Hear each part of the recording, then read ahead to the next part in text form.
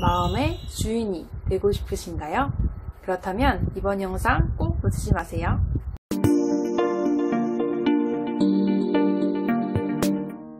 안녕하세요. 지혜충전소 지미쌤입니다. 오늘은 마음의 구조 시리즈 마지막 3탄을 준비했습니다. 마음의 구조 3가지 기억나시나요? 마음의 구조는 첫 번째 저장식, 두 번째 자아의식, 세 번째 요별 경식으로 나누어진다고 했었죠. 지난 시간에 저장식과 자아의식에 대해서 알아봤는데요. 오늘은 마지막으로 요별 경식에 대해서 이야기를 나눠보려고 합니다. 요별 경식, 이름이 조금 어렵고 낯설긴 하지만 막상 알고 보면 그렇게 어렵지 않고 우리에게 가장 친숙한 영역이니까요. 꼭 끝까지 봐주세요. 오늘 영상은 서광 스님의 책 단단한 마음 공부를 바탕으로 제작되었습니다. 먼저 요별 경식, 이름이 참 특이하죠.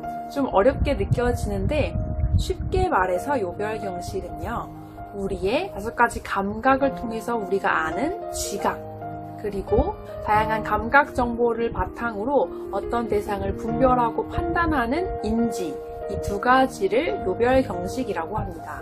우리는 눈으로 보고, 코로 냄새 맡고, 귀로 듣고, 입으로 맛보고, 그 다음에 피부, 접촉을 통해서 어떤 촉감을 느끼잖아요. 이 5가지 감각을 통해서 어떤 정보가 들어오면 그거를 우리가 알 수 있죠. 그게 바로 지각입니다. 그리고요, 이렇게 우리가 받아들인 다양한 정보를 바탕으로 이것을 분별하고 판단하고 인식하는 것은 바로 인지입니다. 여러분 지금 제 영상을 보고 있잖아요. 눈으로 보고 있고 귀로는 제 목소리를 듣고 있죠. 그러면서 제 영상을 보고 아, 사람이구나, 아, 여자구나 라고 인지하고 있죠. 또는 제 영상을 이미 보셨던 분이라면 아, 진미쌤이구나 라고 파악할 수 있죠. 이게 바로 인지입니다. 그런데요, 이 요별 경식은요, 지난 시간에 알려드렸던 이 저장식과 자아의식 영향을 굉장히 많이 받습니다. 예를 들어서 우리가 장미꽃을 봤다고 해볼게요.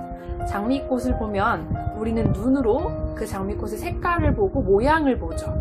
그 다음에 코로 장미의 냄새를 맡겠죠. 그 다음에 그것이 장미인 줄 알기 위해서는 우리가 과거에 장미를 봤던 경험이 있어야 그것이 장미라는 것을 알 수가 있겠죠. 만약에 장미라는 꽃을 본 경험이 없다면, 그런 경험이 저장식에 저장되어 있지 않다면 그것이 장미꽃인지 모르겠죠. 그냥 꽃이구나 라고 알겠죠. 또는 꽃이라는 것조차 경험해 본 적이 없는 아기라면 그게 꽃인지도 모르겠죠. 그렇기 때문에 우리가 경험한 과거의 경험, 즉 저장식이 우리가 인식하고 지각하는 데 영향을 줍니다. 따라서 우리가 어떤 대상을 분별하고 판단하기 위해서는 저장식에 담겨있는 과거의 경험이 필요한 거죠. 또 그 장미를 보면 어떤 생각이 떠오르시나요? 사람마다 아주 다르겠죠. 만약에 내가 장미에 찔린 경험이 있는 사람이라면 갑자기 자아의식이 작동해서 나를 보호하기 위해서 다가가지 말라고 명령을 하겠죠. 그러면 나는 장미로부터 한 발짝 떨어지게 됩니다. 하지만 장미에 대해서 좋은 기억을 갖고 있는 사람, 또는 장미를 좋아하는 사람은 이 자아의식이 이것은 나에게 이익이 되는 것이다 라고 판단하기 때문에 장미에게 다가가겠죠. 자아의식은 우리가 받아들인 감각 정보로 파악하고 대상을 인식한 그 대상이 나에게 이익이 되는지 손해가 되는지 계산하고 분별해서 어떤 행동을 하도록 명령하게 됩니다. 이렇게 요별 경식은 저장식과 자아의식의 영향을 굉장히 많이 받는 거죠. 이렇게 얘기하면 요별 경식은 왠지 저장식과 자아의식에 꼭두각시 노릇만 하고 있는 게 아닌가 라는 생각이 들 수 있는데요. 하지만 이 요별 경식이 굉장히 중요한데 이 저장식과 자아의식을 바꿀 수 있는 열쇠가 되기 때문입니다. 저장식과 자아의식은 무의식의 영역이라고 했잖아요. 그렇기 때문에 우리가 뭔가 파악하고 변화시키기가 굉장히 어려워요.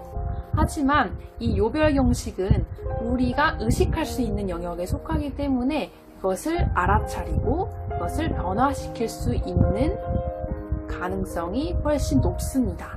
그렇기 때문에 이 요별형식을 먼저 변화시키고 나아가서 자아의식과 저장식도 변화시킬 수가 있는 거죠. 특히 나의 5가지 감각기관에서 들어오는 감각, 정보, 그리고 그것으로부터 발생하는 느낌, 그리고 생각을 알아차리면 우리의 자동적인 행동 패턴을 변화시킬 수가 있습니다. 우리가 행동을 하는 그 패턴, 과정은요, 이렇게 정리를 할 수가 있습니다. 어떤 감각을 받아들여요. 그러면 우리는 그 감각들 중에서 한 가지에 집중을 하게 됩니다. 그러면 그 집중한 감각으로부터 어떤 느낌이 일어나게 돼요. 좋은 느낌, 싫은 느낌, 또는 뭐 좋지도 싫지도 않은 느낌이 일어납니다. 그 다음에는요, 생각이 일어나요.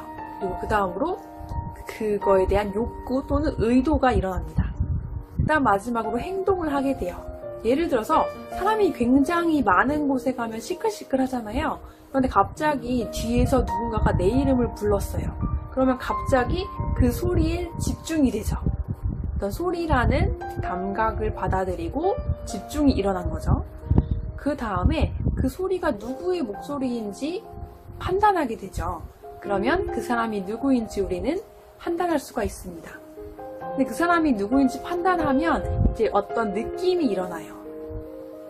예를 들어서 내가 좋아하는 친구거나 내가 좋아하는 사람이라면 좋은 느낌이 일어나겠죠. 하지만 내가 싫어하는 사람이라면 불쾌한 느낌이 일어나겠죠.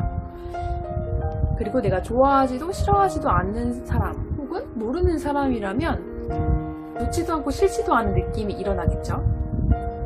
그 느낌이 일어난 다음에는 생각이 일어납니다.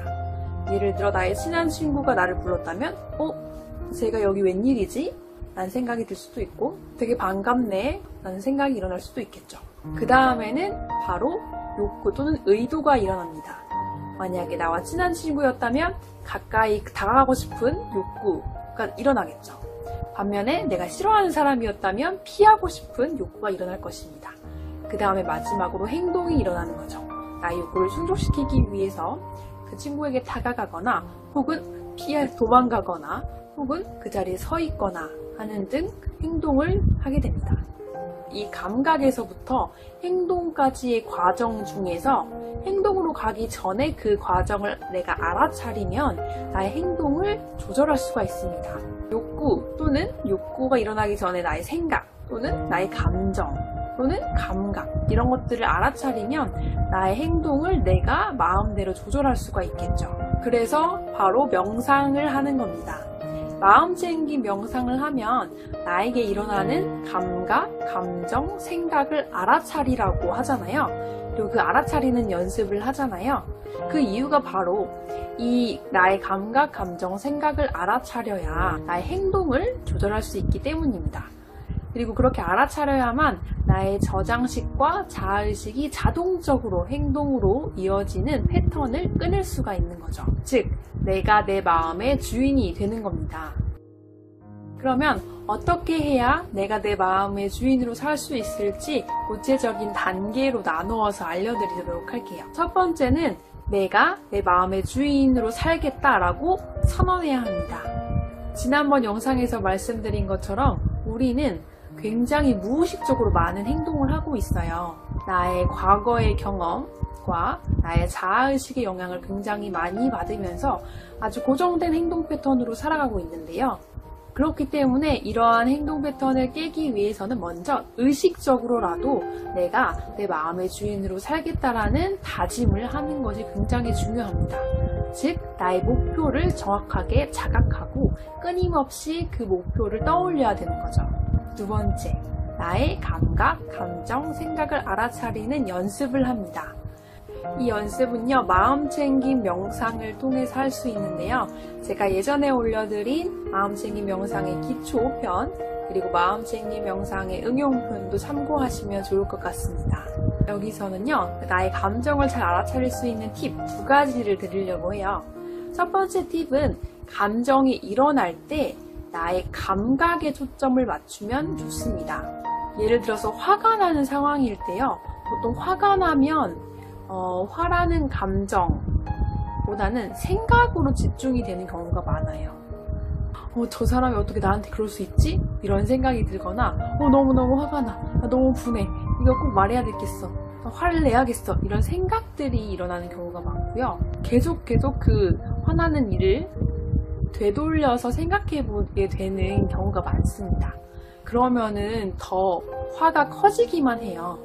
그래서 이럴 때 좋은 방법이 생각이 아니라 나의 감각에 초점을 맞추면 조금 감정으로부터 떨어져서 볼 수가 있습니다. 예를 들어서 화가 났을 때 나의 감각을 살펴보면요.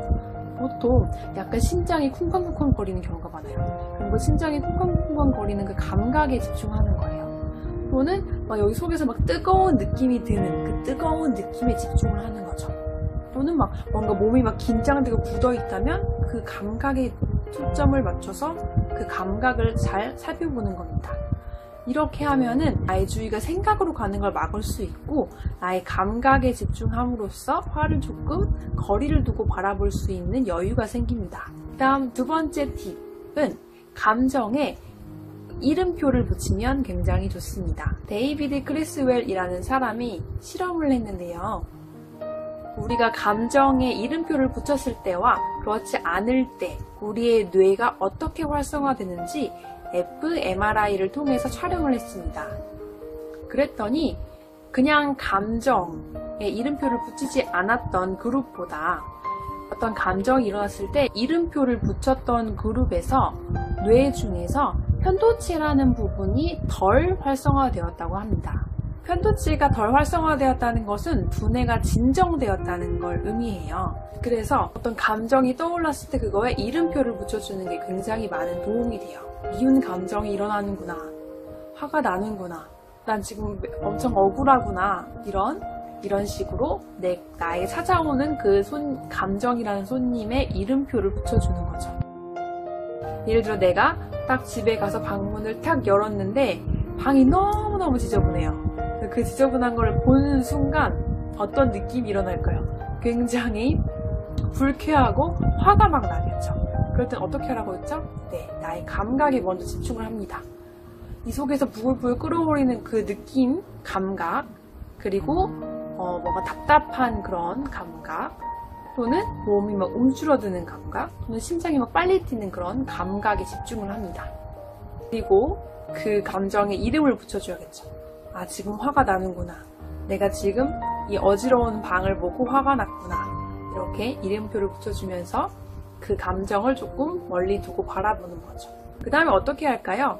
사실 이렇게까지만 얘기하면 꼭 감정을 참아야 되는 것처럼 오해하시는 분들이 있는데요. 화를 알아차리면요. 일단 폭발하는 화는 줄일 수 있고요. 대신 내가 원하는 바는 분명히 표현할 필요가 있습니다. 나의 느낌과 욕구를 표현하는 거죠. 나 지금 너무 화가 난다. 나는 네가 방을 좀 잘 치워줬으면 좋겠다. 이런 식으로 나의 욕구도 표현할 수 있어야죠. 그렇지 않으면 그냥 참는 것과 다를 바가 없습니다. 나의 솔직한 느낌과 감정, 욕구를 표현하는 방법에 대해서는 제가 예전에 비폭력 대화에 관한 영상을 올린 적이 있는데요. 그걸 참고하시면 상대방에게 상처 주지 않으면서도 나의 느낌, 나의 생각, 나의 욕구를 표현할 수 있는 방법에 대한 힌트를 얻으실 수 있을 겁니다. 오늘은요, 마음의 구조 3탄, 교별 경식에 대해서 알아봤는데요. 나의 감각, 감정, 생각을 알아차리는 연습을 통해서 나의 행동을 변화시키다 보면 이 행동이 계속 나의 저장식에 저장이 되고 나의 행동 패턴이 변화하고 그 결과 나의 인생이 변화할 수 있게 되겠죠. 여러분이 원하는 방향대로 여러분의 삶을 디자인하시기를 바랍니다. 오늘 영상은 여기까지고요. 저는 다음 시간에 새로운 지혜로 돌아오도록 하겠습니다. 마음 편안한 하루 보내세요. 안녕.